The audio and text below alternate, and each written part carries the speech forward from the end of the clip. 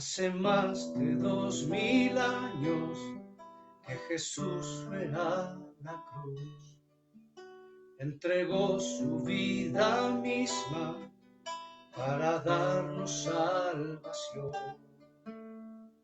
Fue Cordero inmolado quien tomó nuestro lugar, derramó su misma sangre para darnos su perdón. Allí en la cruz venció la esclavitud, resucitó, nos dio la libertad. Él vive,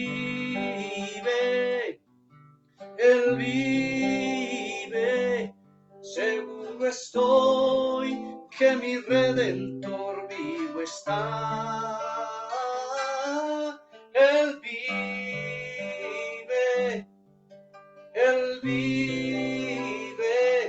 seguro estoy que mi Redentor vivo está. Él vive,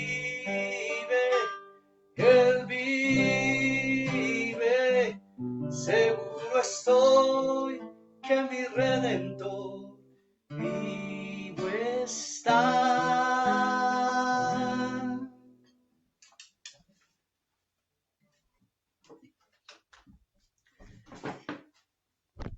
Cordial saludo, como siempre, a todos los que gustan de seguir mi página de los tesoros de la palabra de Dios.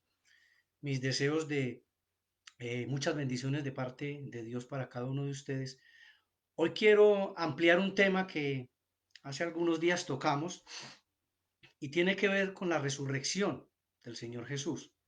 Ese es un tema polémico, es un tema difícil, así que lo invito a que se quede conmigo, la invito, para que en la próxima media hora leamos unos pocos textos bíblicos con los que yo quiero que usted, poniendo a prueba su lógica, estudie conmigo y va a encontrar evidencias de la resurrección de Cristo.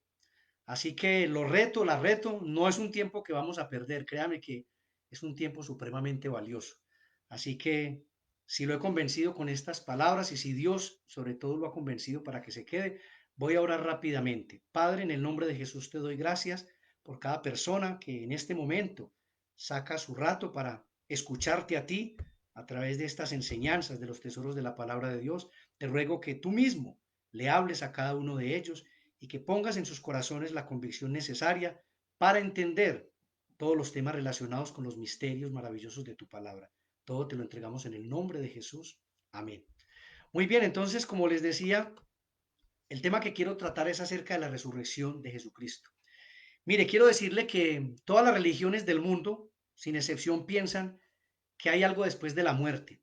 Es decir, hay una tendencia general a pensar que cuando una persona muere y su cuerpo va a la tumba, en fin, que todo no se termina allí, que hay algo después de eso, ¿verdad? De alguna manera todas las religiones tienen ese mensaje por allá muy dentro.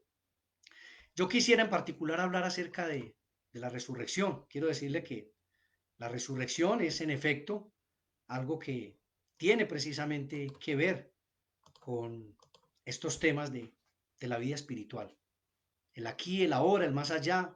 Entonces, en todas las religiones se habla de la muerte, pero también se habla de una vida después de la muerte. Hay religiones que hablan de la reencarnación, el hinduismo particularmente. Yo quiero concentrarme con ustedes en un evento que sé que a primeras luces es como imposible de creer. Eso de pensar que un muerto resucita, ¿cierto? Eso a uno le suena imposible. Quiero decirle que a mí, hace muchos años, cuando me empezaron a hablar sobre el Evangelio de Jesucristo, creo que una de las cosas que a mí me pareció imposible de creer y de las que de pronto tardé más tiempo en digerir, digámoslo así, fue el tema de la resurrección, sin duda. Y bueno, pues yo quiero con usted leer unos textos bíblicos que nos van a ayudar desde la lógica. Escuche lo que le estoy diciendo.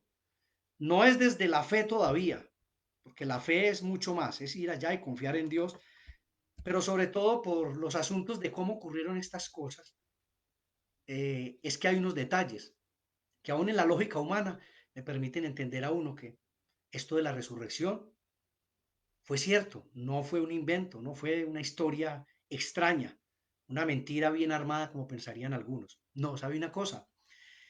Cuando usted lee los evangelios y en particular esta historia que tiene que ver con la resurrección de Jesús, usted se encuentra con que los evangelistas todos mmm, cuentan la historia y cada uno la cuenta a su manera. Y esto es importante que usted lo tenga en cuenta. ¿Sabe por qué? Porque cuando las personas se ponen de acuerdo para lo que sea, para decir mentiras, todos los detalles deben coincidir, ¿sí? Eh, Resulta que en esta historia uno ve que los apóstoles no se pusieron de acuerdo para escribir. ¿Y sabe por qué no se pusieron de acuerdo? Porque ellos no estaban armando una mentira. Cada uno estaba contando lo que vio.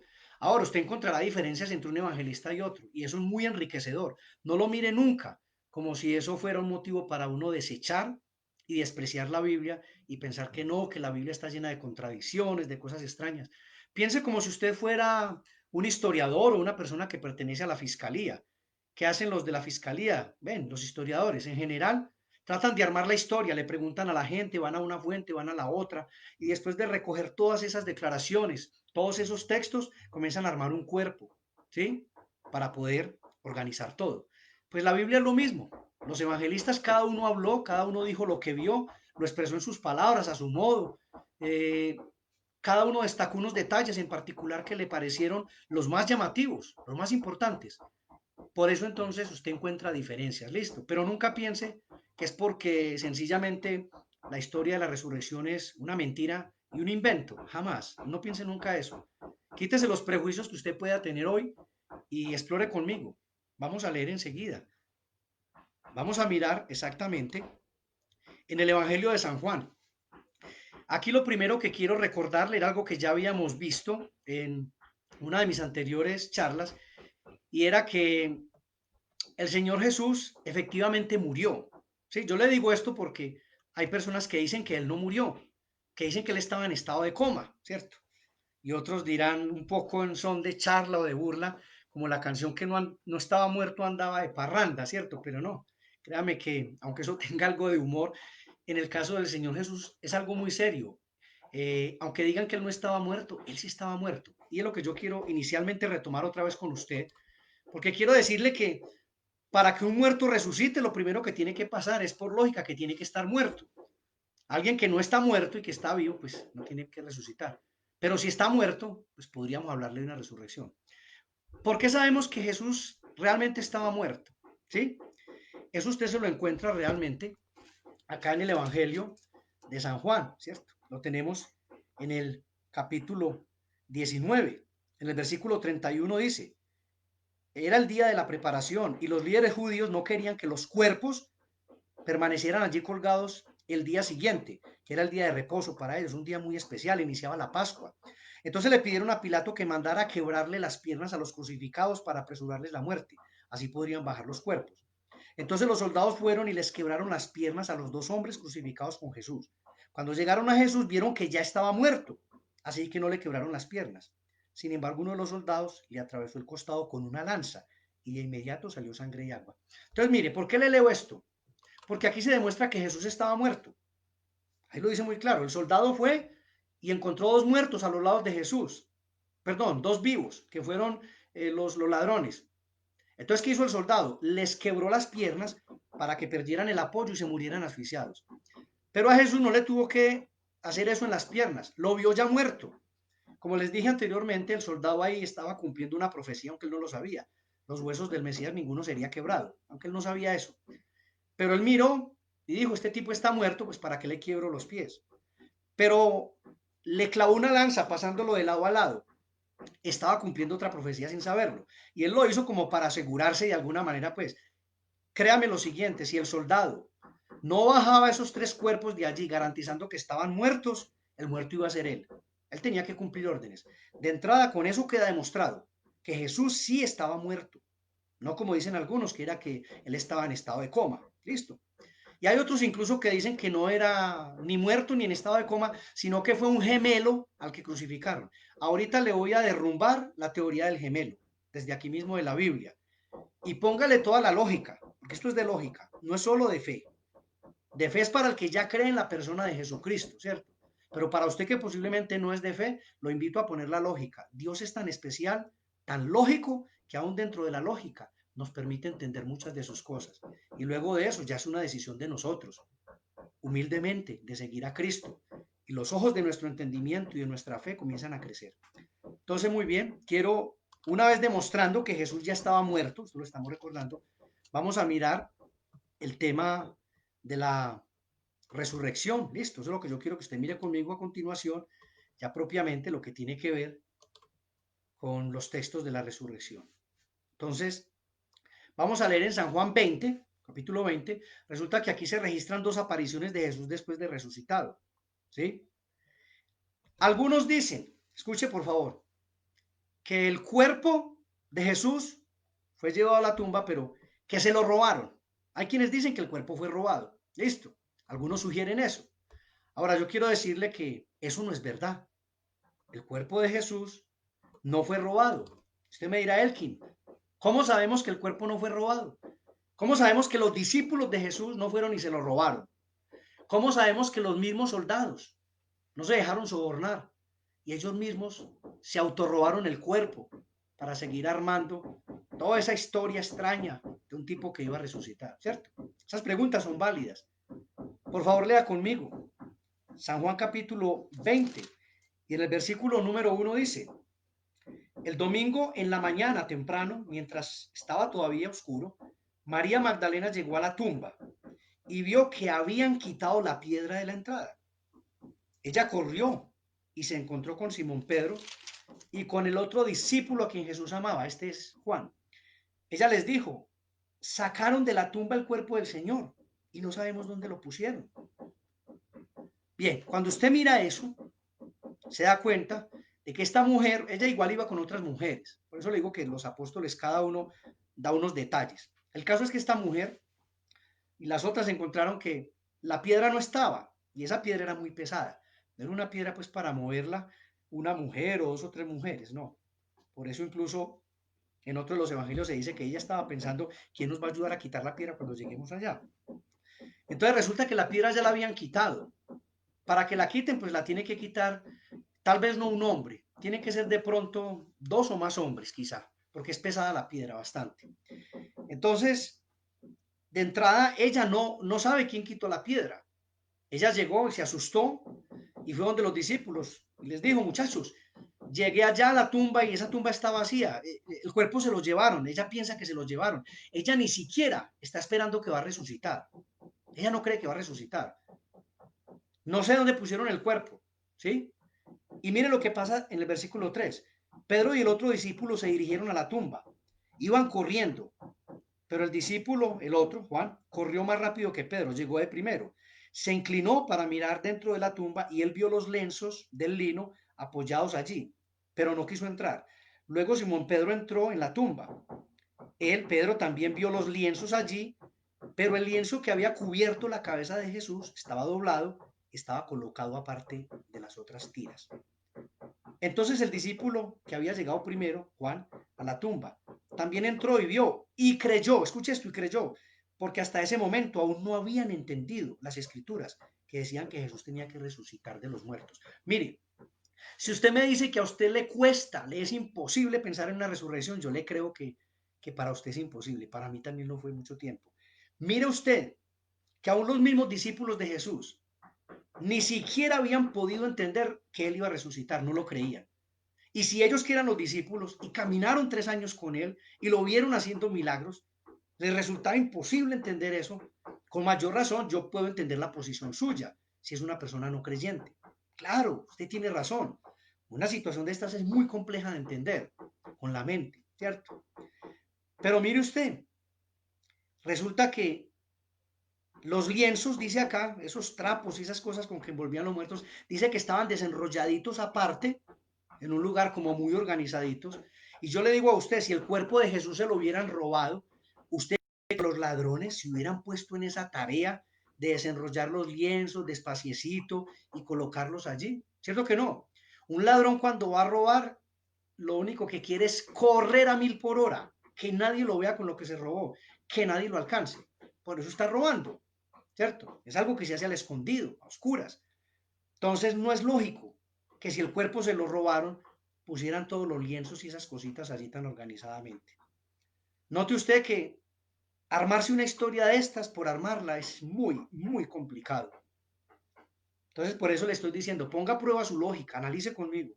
El cuerpo no se lo pudieron haber robado. Ahora usted dirá, no, y si de pronto los soldados se autorrobaron y ellos sí tenían el tiempo de hacer eso y poner los lienzos. Es demasiado, porque esos soldados hubieran pagado caro, hubieran pagado con su vida, porque a ellos se les dijo muy claro, usted lo vio conmigo desde una de las anteriores enseñanzas, a ellos les dijeron muy claro que tenían que cuidar esa tumba, o sea, no podían permitir que ese cuerpo desapareciera, porque se venía diciendo que ese tipo iba a resucitar, que iba a resucitar, y claro, los líderes judíos, igual que algunos de ustedes los que me escuchan, estaban pensando, no, eso debe ser que estaban armando el cuento de que iba a resucitar para robarse después el cuerpo, ¿sí? Y para seguir diciendo que era que ese tipo era Dios, que por eso resucitó. Entonces por eso a los soldados les advirtieron, les dijeron, pilas a cuidar esa tumba. Ah, no tiene que ir nadie a robarse el cuerpo. Creemos que se lo van a ir a robar. Ustedes pagan con la vida si dejan robar ese cuerpo. Entonces no pudo ser un robo, ni de los discípulos, ni de los soldados. Además, le digo algo, mire, los discípulos no tenían realmente armamento, capacidad militar para enfrentarse a los soldados. Eso es una realidad. Si la hubieran tenido, como les dije también anteriormente, la historia secular habría registrado una pelea entre los discípulos de Jesús y esos soldados. Jamás la historia registró eso, jamás.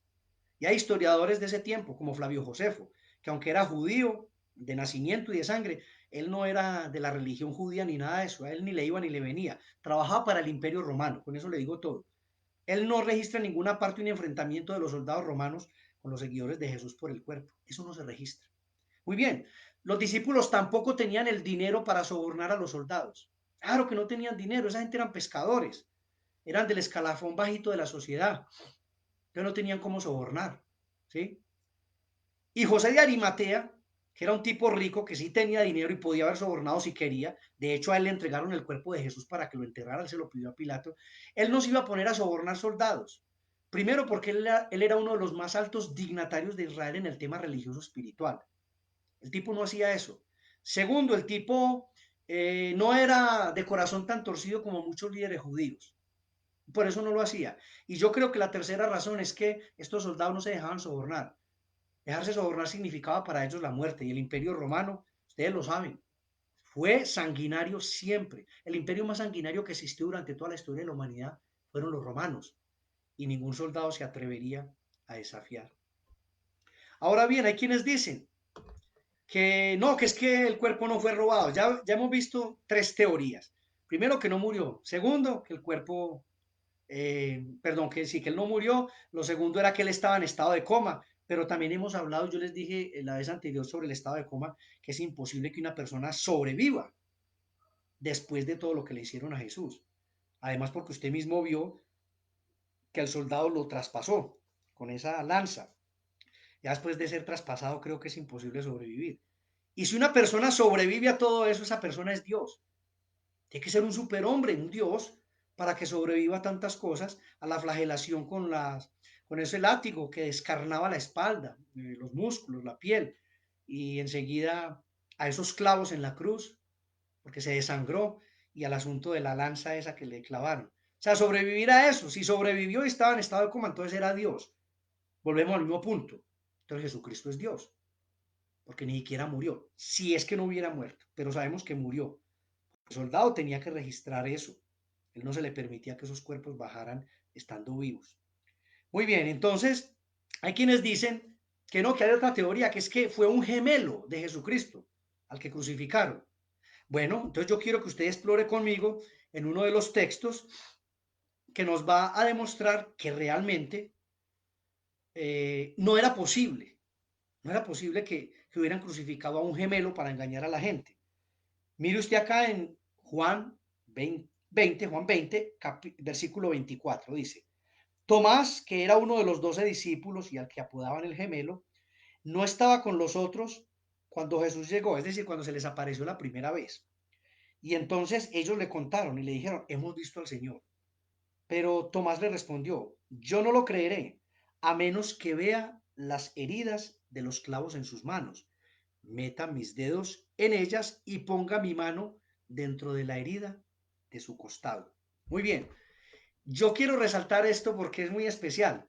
Eh, en términos populares, a veces entre el cristianismo se le da mucho garrote al apóstol Tomás, que por incrédulo, que le faltaba fe. Pero yo quiero destacar algo. Qué bueno que en la Biblia se registró la incredulidad de él. ¿Sabe por qué? Porque la incredulidad de él es algo que me parece natural y me parece que no es del todo tan malo, teniendo en cuenta sobre todo que algún día Dios quería llegar a personas como las que me escuchan hoy, que algunas no son creyentes. Mire, ¿sabe qué fue lo que quiso decir Tomás con eso? Tomás quiso decir, ¿sabe qué? ¿Quién me garantiza a mí que al que crucificaron entonces sí fue realmente a Jesús el Maestro? ¿Quién me garantiza que no fue un gemelo, un mellizo muy parecido a él? Es decir, él dijo, la única manera en que yo me aseguro de que al que mataron allá en esa cruz y lo llevaron para la tumba de José de Arimatea, que no era mi maestro Jesús, es que Jesús me aparezca, pero que me aparezca con los huecos en las manos, en los pies y aún con el hueco por acá donde lo traspasaron con la lanza. Él dice, ahí sí le creo que ese es Jesús y que no es un impostor, que no es un mellizo, un gemelo al que crucificaron. Me parece que es muy válida la apreciación de Tomás de decir eso, aunque algunos lo vean como falta de fe. Yo hoy lo veo por el lado positivo de que definitivamente a las personas que les cuesta creer en estas cosas de la Biblia hayan quedado registrados este tipo de escenas. Porque mire que esto les da a ustedes la razón, claro. Es posible que hubiera sido un gemelo, quien dice que no. Pero cuando usted lee este texto, dice, no, definitivamente Tomás pensó en lo cierto. Si no fue un gemelo y no me engañaron, que venga el maestro y que se muestre con los huecos. Y yo meto mis dedos en los huecos y creeré, ah, sí, definitivamente este sí es el que yo había ya crucificado. Y en efecto, usted se encuentra unos versículos más adelante que el Señor Jesús, unos días después, se les aparece y allí está Tomás. Y el Señor Jesús, dentro de comillas, lo regaña, digo dentro de comillas. Lo regaña que porque había sido incrédulo y le dijo, no seas incrédulo, sé creyente. Dice, bienaventurados o dichosos aquellos que sin ver creerán. Y quiero decirle que entre esos que sin ver creerán estoy yo y miles y millones de personas hoy. Y ustedes, algunos de ustedes que me escuchan hoy, posiblemente sean unos de esos que van a ser bienaventurados por escuchar al mensaje, a la palabra y por creerlo. Porque eso es lo más importante. Mire que a través de la lógica seguimos viendo y demostrando que este asunto de la Biblia es un asunto real. No son historias simplemente inventadas como algunos creen.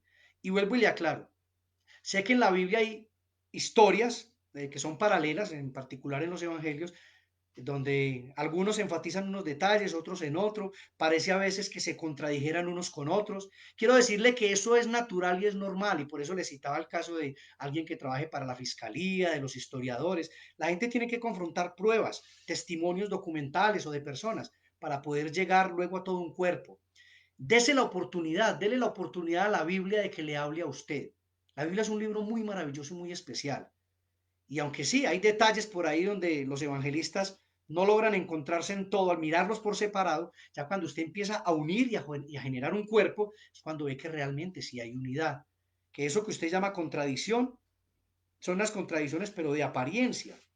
En el fondo, no hay contradicción, simplemente que cada uno, repito, destacó los detalles que más importantes le parecieron. Entonces, bien, quiero concluir aquí este mensaje y volver a recordarle que a través de su capacidad mental, intelectual, de su lógica, es posible que usted comprenda que la Biblia no es un libro cualquiera y que efectivamente es la palabra de Dios, pero a eso de que es la palabra de Dios, usted llegará a través de la fe en Jesucristo. Entonces, quiero nuevamente orar por usted y luego volver a cantar ese fragmento inicial de la canción. Se me ha olvidado, creo, al comienzo de decirle quién la canta. La canta un señor que se llama Alejandro del Bosque y la canción se llama Mi Redentor Vive. Así que quiero orar y luego culminar con un corto pedazo de la canción. Padre Santo, bendito Dios, en el nombre de Jesús, hoy te doy gracias nuevamente por todas las personas que han dispuesto, han sacado este rato para escucharte a ti, escuchar tu palabra, porque realmente pues no soy yo con la intención de vender algo en particular para mí, solo quiero que te conozcan a ti, al Dios verdadero, al único Dios verdadero, que conozcan a Jesucristo, el Hijo de Dios que vino para salvarnos y rescatarnos de nuestros pecados. Te ruego, Señor, que sigas convenciendo el corazón de todos aquellos que aún tienen muchas dudas. Te pido por ello, los bendigo. Te ruego, Señor, que les hables cada día directamente y que los lleves a conocer a la más maravillosa persona universal que se presentó aquí en la tierra, al Señor Jesucristo. Y bien, vamos entonces a cantar nuevamente ese fragmento de la canción.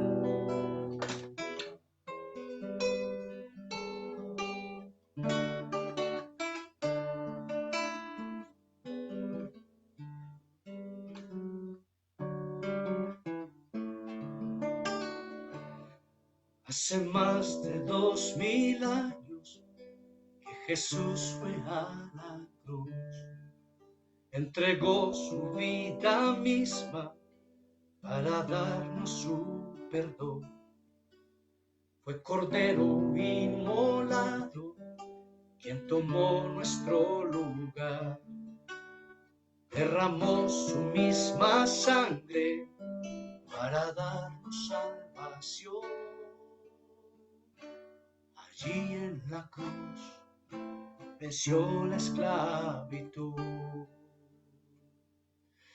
resucitó, nos dio la libertad. Él vive,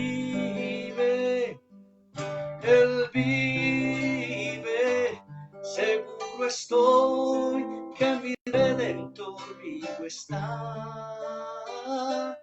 Él vive,